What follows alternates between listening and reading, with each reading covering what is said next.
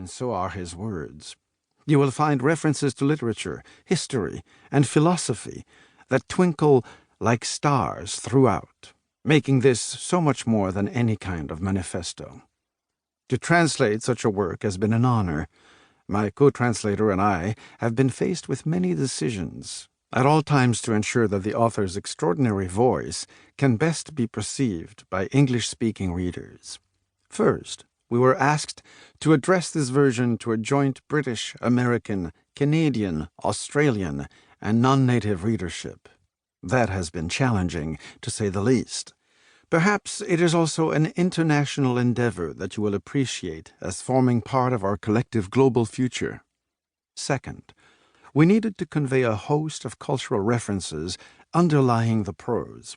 With that in mind, you will find endnotes that are designed to provide further contextual background, but not to impinge on the flow, in other words, so that each reader can choose whether they need or want to find out more. Whatever impetus led you to choose this book, and whatever the parallels with the situation in your country, I feel certain that Macron's words will resonate with you, as they have with so many of his supporters and the French electorate, and as they have with me during the time I have spent in the company of his ideas and convictions. Juliette Scott, London. Prologue. To regain hope, we need to confront the reality of our world. Some believe that our country is in decline, that the worst is yet to come, that our civilization is withering away, that only isolation or civil strife are on our horizon, that to protect ourselves from the great transformations taking place around the globe, we should go back in time and apply the recipes of the last century.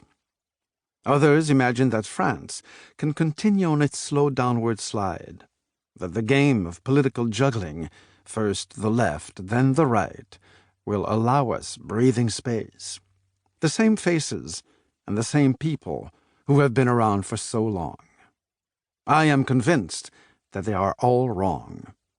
It is their models, their recipes, that have simply failed. France as a whole has not failed. The country is vaguely aware of this. It senses it.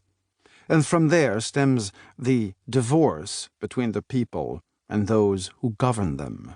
I am convinced that our country has the strength, the resilience, and the desire to progress. Its history and its people make this possible.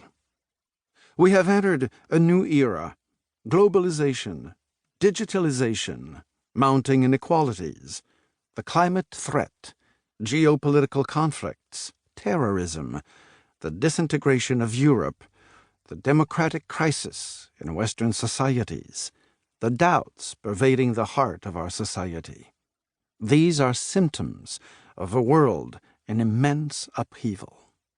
We cannot respond to these great transformations with the same people, the same ideas, imagining that it will be possible to go back in time, thinking that we can simply repair or adjust our organizations and our model, as some like to call it, when no one, least of all ourselves, fundamentally wishes to take that as our inspiration any longer.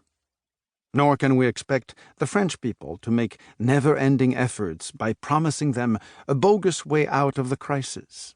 This attitude, adopted time and again by our leaders over the past 30 years, has given rise to fatigue, incredulity, and even disgust. Together, we must look the truth in the eye, debate great transformations that are underway, where we are going, and the path to be taken, the time that such a journey will take, because all this cannot be accomplished in one day. The French people have a greater awareness of the new demands of our times than their leaders do. They are less conformist, less attached to those preconceived ideas that maintain the intellectual comfort zone of political life. We must all forsake our habits, the state, political and business leaders, high-ranking civil servants, trade unions.